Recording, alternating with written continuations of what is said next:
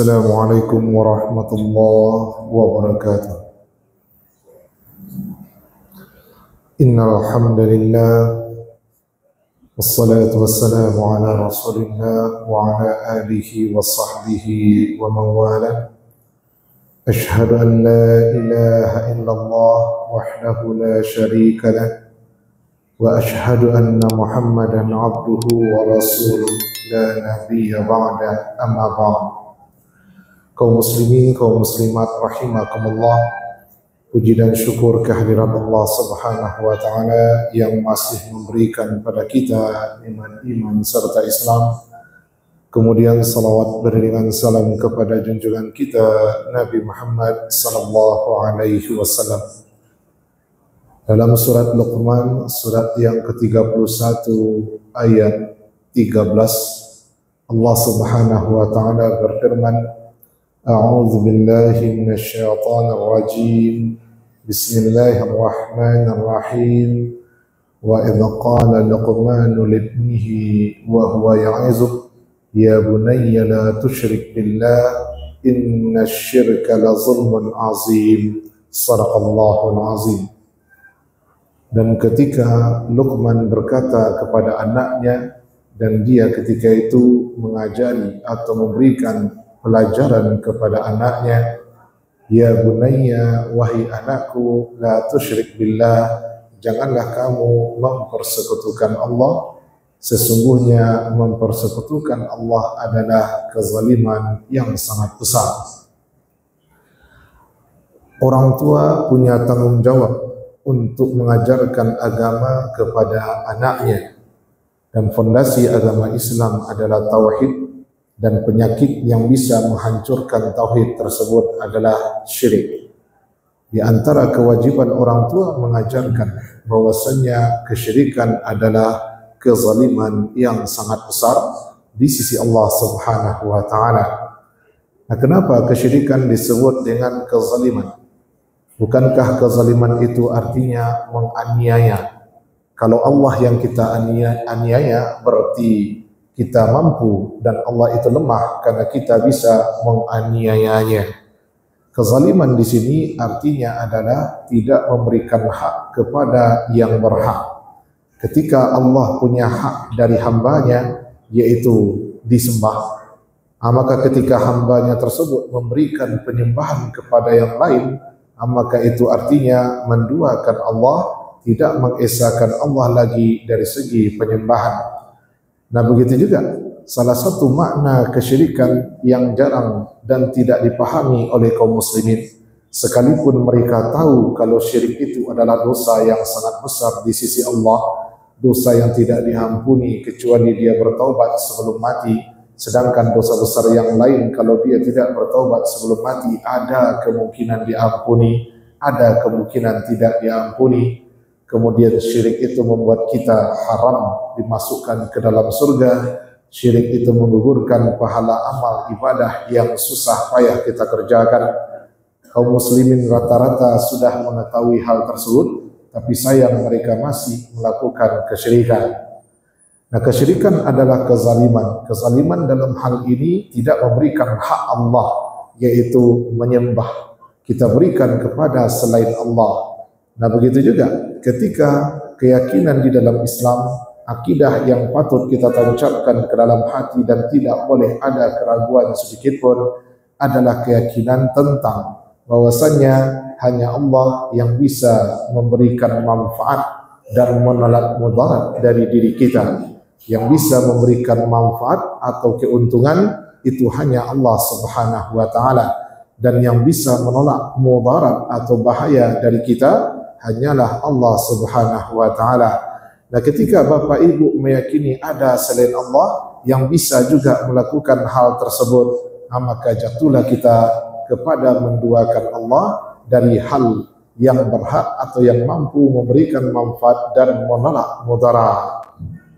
Nah, oleh karena itu segala sesuatu yang bisa mendatangkan manfaat dan menolak mudarat, kalau itu bukan Allah atau itu bukan yang ditetapkan oleh Allah, maka Bapak Ibu sudah jatuh kepada kesyirikan. Kalau seandainya ada ayat atau hadis atau bisa dijelaskan secara ilmiah kalau itu bisa membuat kita mendapatkan keuntungan, bukan sebagai penentu tetapi sebagai semacam usaha penyebab sehingga kita bisa mendapatkan akibat yang kita inginkan, maka itu bukan kesyirikan namanya.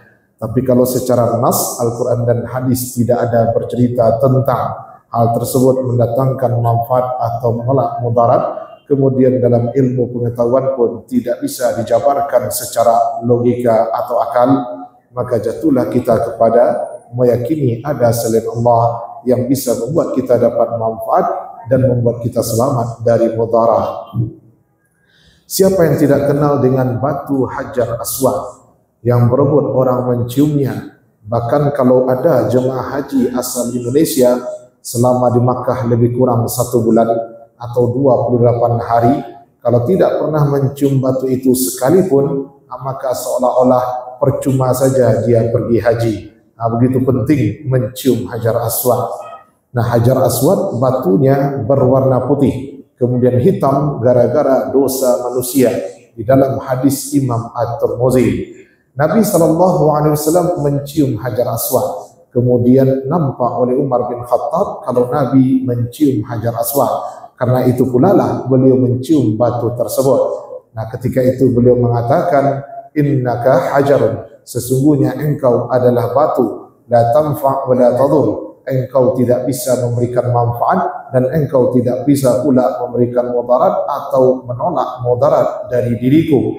Seandainya aku tidak melihat engkau dicium oleh Nabi, maka sesungguhnya aku juga tidak mencium engkau. Artinya Umar bin Khattab mencium Hajar Aswad hanya karena Nabi menciumnya. Beliau tidak tahu kenapa Nabi menciumnya. Beliau juga tidak punya keyakinan yang bermacam-macam ketika menciumnya. Rasa cinta kepada Nabi itulah alasan beliau mencium Hajar Aswad. Tapi di kita ditambah dengan keyakinan, kalau awak mencium Hajar Aswad, beku pulang ke Indonesia, panen berhasil, dapat keturunan, dapat PNS, anak bekerja, jadi karyawan.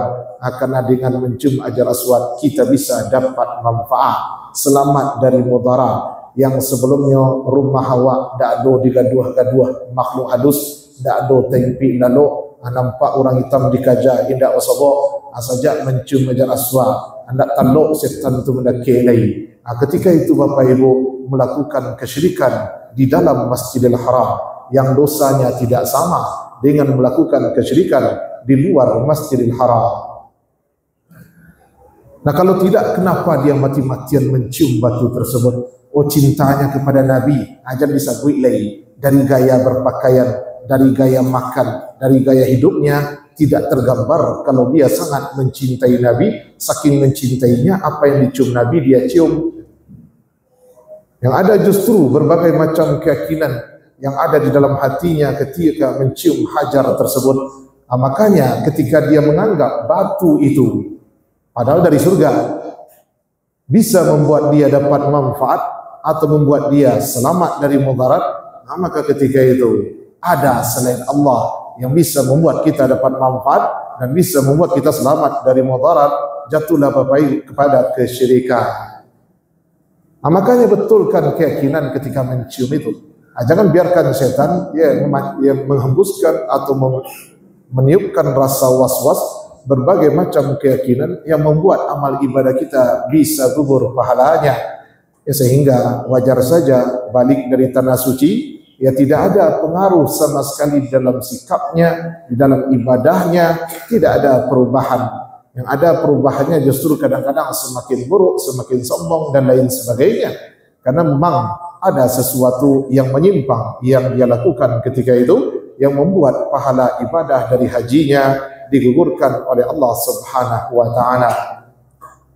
Begitu juga ketika Nabi SAW bersabda, "Innamar ruqa wat tamaim wat tiwalah syirkun." Sesungguhnya ruqa, jampi-jampi, kemudian tamaim, ajimat atau jimat-jimat, kemudian tiwalah, benang yang dijalin untuk mengusir pengaruh buruk dan sejenisnya, itu kata Nabi adalah kesyirikan.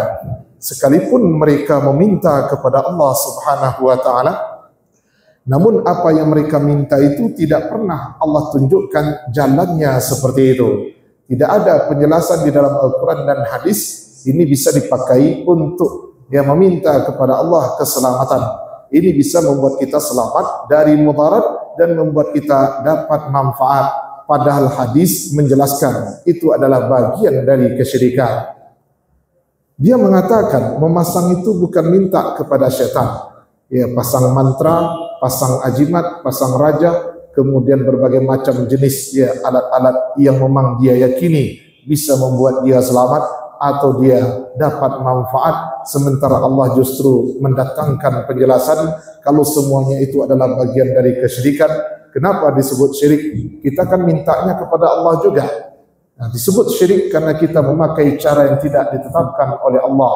Disebut syirik karena kita memakai jalan yang sudah dijelaskan oleh Allah itu tidak boleh dilakukan. Kita pakai cara yang menurut hadis Nabi SAW membuat ibadah kita jadi ditolak selama 80 hari, 40 malam, sehingga kalaupun dia salat nilainya ditolak oleh Allah Subhanahu wa taala. Sudah dijelaskan begitu, dia tetap bersikeras memakai jalan tersebut dengan keyakinan Allah akan mendatangkan keselamatan dan mengangkat mudarat yang sedang menimpanya.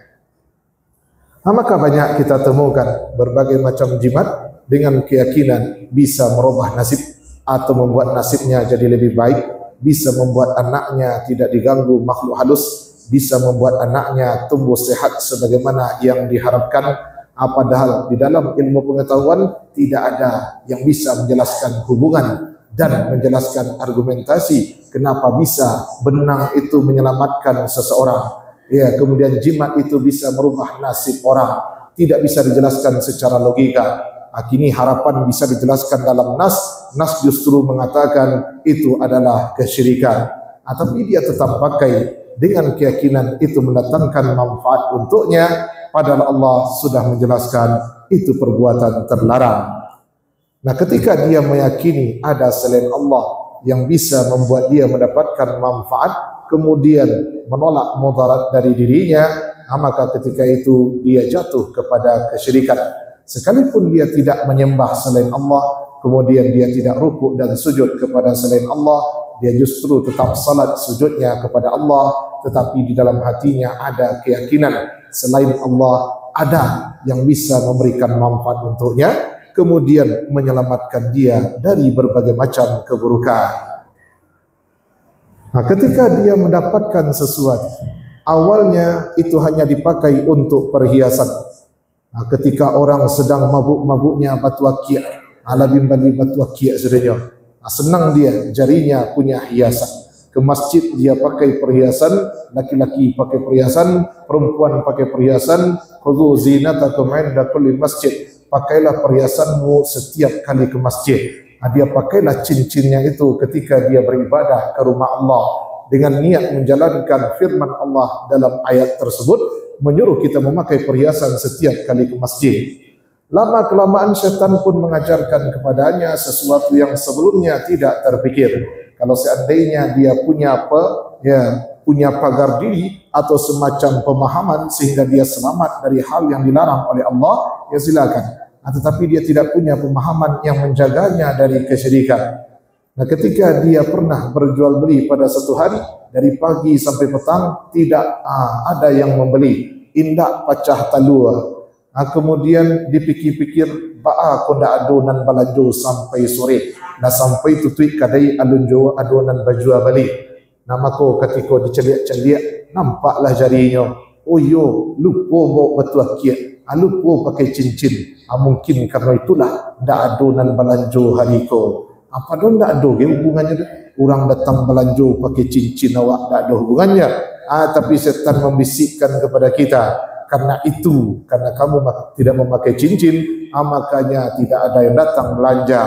Isuatnya pakai cincin, datang orang belanjo. Kan yo tu, dek cincin patang lupo, makanya ndak pecah telur. Kini cincin lain berpakai, banyak orang belanjo. Kacaulah Bapak dan Ibu, hancurlah semua amal ibadah kita karena meyakini ada sesuatu yang membuat kita dapat manfaat, yang membuat kita lapang rezeki. Padahal semuanya itu hanya Allah yang bisa melakukan. dan apa-apa saja yang ditetapkan oleh Allah bisa mendatangkan manfaat dan menyebabkan kita dapat mudarat. Nah, oleh karena itu, jaga keyakinan Bapak dan Ibu. Nah, kalau ingin kita selamat, pakai cara yang telah ditetapkan oleh Allah atau cara-cara yang memang secara ilmiah berlaku hukum kausalitas di sana, hukum sebab akibat. Nah, supaya tidak dimakan tanaman kita oleh hewan liar, maka pasanglah pagar tanaman. Nah, dan dikecian pagar itu sebagai jinmai belum endah. Karena memang secara ilmiah bisa menghalangi hewan untuk memakan apa yang kita tanam. Itu ilmiah namanya, dan itu hukum yang sudah Allah tetapkan di alam semesta. Ambil sebab, kita dapat akibat. Tapi kalau sebab-sebab yang kita pakai tidak ada secara ilmiah penjelasannya, tidak ada pula dasarnya di dalam Al-Quran dan hadis, justru yang ada adalah larangan mengambil sebab seperti itu. Namun kita tetap mengambil dia sebagai sebab untuk dapat manfaat. Nah, di sanalah kita melakukan kesyirikan dalam artian meyakini ada selain Allah yang bisa mendatangkan kebaikan dan menolak keburukan dari diri kita. Nah, oleh karena itu Bapak dan Ibu, hanya Allah yang bisa melakukan itu. Kemudian hal-hal yang ditetapkan oleh Allah, kemudian hal-hal yang bisa dipahami secara logika. Maka kalau kita mengambil sebab yang telah Allah tetapkan, kemudian yang di dalam ilmu pengetahuan bisa dijelaskan, nah itu tidak menjatuhkan kita kepada kesyirikan. Nah, di sini banyak kaum muslimin yang terjerumus ke dalam kesyirikan hanya gara-gara beralasan kita akan memintanya kepada Allah juga, bukan kepada syaitan. Nah, maka segala macam tumbal menjadi kebiasaan kita, segala macam sesajen menjadi kebiasaan kita, karena kita memintanya kepada Allah. Lupa kalau cara yang seperti itu tidak pernah Allah turunkan alasannya, tidak pernah diajarkan oleh Rasulullah SAW. Bahkan yang Nabi ajarkan kepada kita, apa yang kita lakukan itu termasuk perbuatan terlarang. Dia adalah kesyirikan dalam bentuk meyakini ada selain Allah yang bisa mendatangkan manfaat dan menolak mudarat, atau ada selain Allah yang bisa membuat cara yang bisa kita pakai untuk mendekatkan diri kepada Allah Subhanahu wa taala. Apalagi Allah telah menjelaskan cara seperti itu dilaknat, dikutuk pelakunya, bahkan dosanya sangat besar, tapi dia tetap meyakini cara yang dia pakai bisa membuat dia lebih dekat dengan Allah Subhanahu wa taala. Itu juga salah satu bentuk kesyirikan, cara mendekatkan diri kepada Allah alias syirik takrib namanya. Di dalam kitab Mahasin At-Ta'wil karangan Muhammad Jamaluddin Al-Qasimi. Nah, mudah-mudahan kita tidak hanya memahami kalau syirik itu menyembah selain Allah, tidak. Kita juga memahami ketika kita menduakan apa yang harusnya hanya Allah saja, tiba-tiba kita duakan, kita carikan tandingan, maka ketika itu Bapak Ibu telah melakukan kesyirikan. Jangan cari tandingan bagi Allah dalam hal menetapkan mudarat atau mendatangkan manfaat atau menyelamatkan kita dari mudarat. Itu hanya Allah yang bisa. Jangan ditetapkan ada selain Allah yang bisa. Kalau itu kita lakukan juga, sudah itu termasuk makna kesyirikan. Dan kesyirikan adalah kezaliman yang sangat besar, berhak pelakunya mendapatkan azab yang juga sangat besar. Astaghfirullah li wa lakum. Wassalamualaikum warahmatullahi wabarakatuh.